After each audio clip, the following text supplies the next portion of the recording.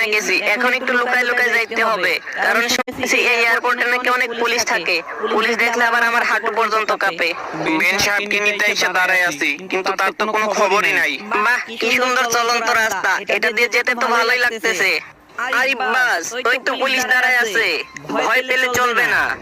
আরে আবার তো গানও আছে দেখা যাচ্ছে তাদের কাছে। আমিও একটু ভাবনি যে আমার কাছে গান আছে। হায় হায়, টাকলু পুলিশ দেখে ফেলেছে।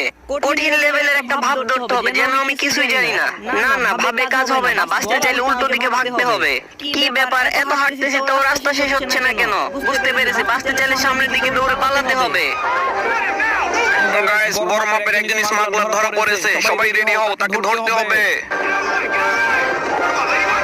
না, কি বিপদে পড়লাম রে ভাই, এখন তো লুকানোর জায়গাও খুঁজে পাইতেছি না। সবাই এক্ষুনি ফ্লোরে শুয়ে পড়ুন। হায় হায়, সবাই শুয়ে পড়ছে, আমিও শুয়ে পড়ি।